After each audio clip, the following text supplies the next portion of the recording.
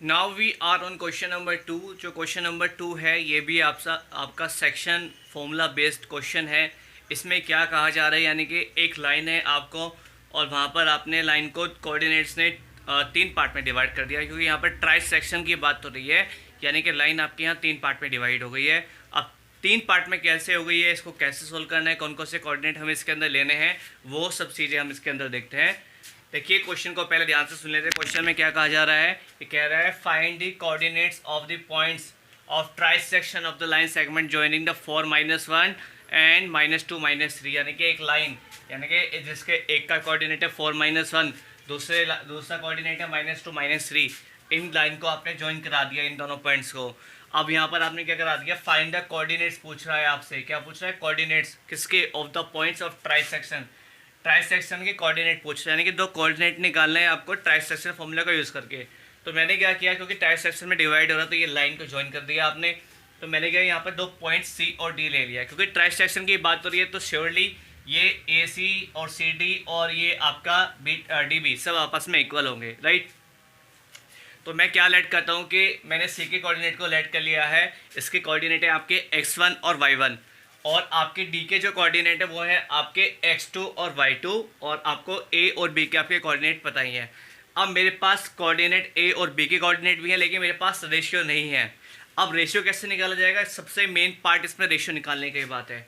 जब आप रेशियो आप देख रहे हैं सी को, तो सी को मैं क्या ऑब्जर्व कर रहा हूँ, यानी कि इधर जो मेरा पार्ट, ऐसे देखें आप इसको, इधर मेरे मार्कर के इधर 1 पार्ट है और इधर 2 पार्ट है। जब सी की बात करूंगा तो रेशियो रहेगा 1:2। अब डी की तरफ देखते हैं।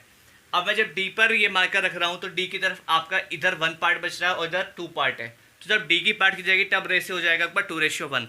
तो आपको सबसे जो मेन पॉइंट है रिमेंबर रखने वाली बात है वो यही है कि जब आप सी की बात कर रहे हैं तब आपका रेशियो हो जाएगा 1:2। जब आप डी की बात कर रहे हैं तब आपका रेशियो हो जाएगा 2:1।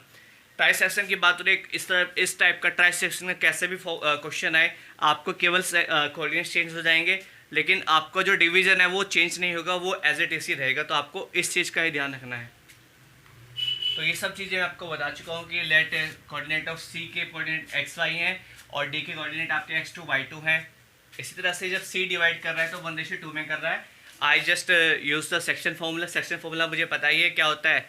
इट विल बी आपका m1 x2 plus m2 x1 upon m1 plus m2। इसी तरह से y के लिए हो जाएगा m2 y1 plus m1 y2 upon m1 plus m2। तो वैल्यू प्लेस कर देते हैं।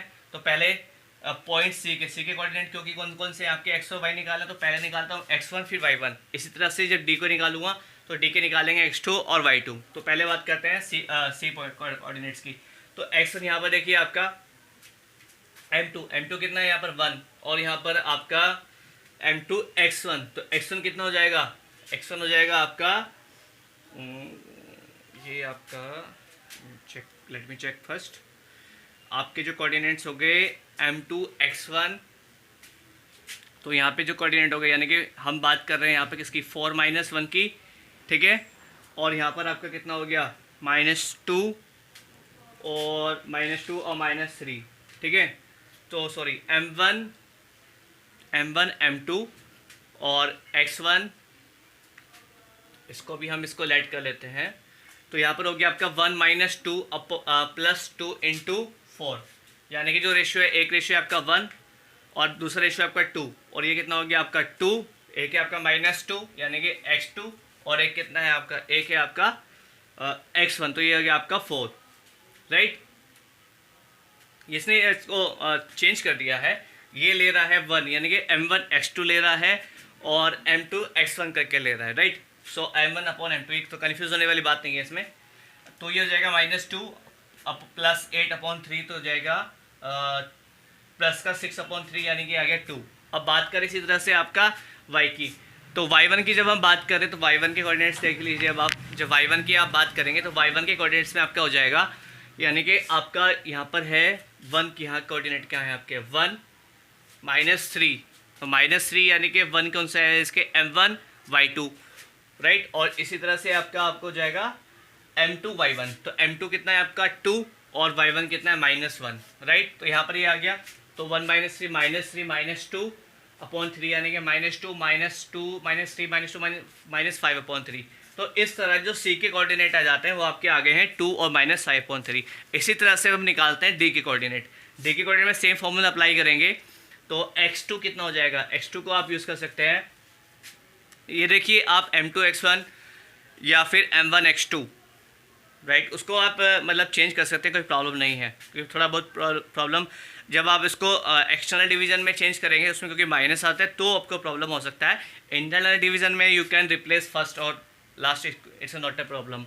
तो यहाँ बात की जाए अब आपका कितना है m2x1, तो ये x2 की बात कर रहे हैं तो 2। अब हम बात करें क्योंकि डी के लिए कोऑर्डिनेट जाएंगे 2:1, राइट। तो डी के लिए हो जाएगा x2 यानी कि 2 और इसका कोऑर्डिनेट है -2 यानी कि m2 और -2। इसी तरह से प्लस कितना हो जाएगा आपका ये 1 और इंटू 4 यानी कि x1, राइट।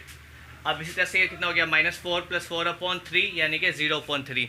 तो आपका जो यहाँ पर x2 की वैल्यू जाती है वो जाती है आपके 0। अब इसी तरह से निकालते हैं y2 की बात की जाए तो y2 के कोऑर्डिनेट्स जाएंगे आपके 2 - 3 + 1 - 1/1 + 2। तो कितना हो जाएगा 2 - 3 हो जाएगा आपका -6 और 1 - -1 तो -6 - 1 इट विल बी -7/3। तो आपके जो दो कोऑर्डिनेट्स आ गए ये आ गए और आपके आ गए ये। तो सी के कोऑर्डिनेट्स हो गए आपके 2 - 5/3 और आपका डी के कोऑर्डिनेट्स हो गए 0 - 7/3।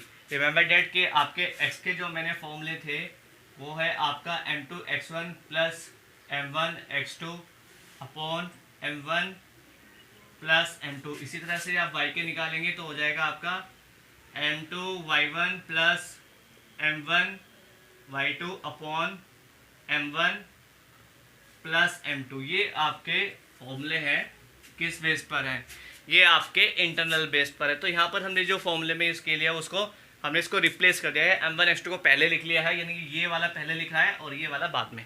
तो not a big issue, you can write, इस तरह से भी आप लिख सकते हैं और उस तरह से भी लिख सकते हैं।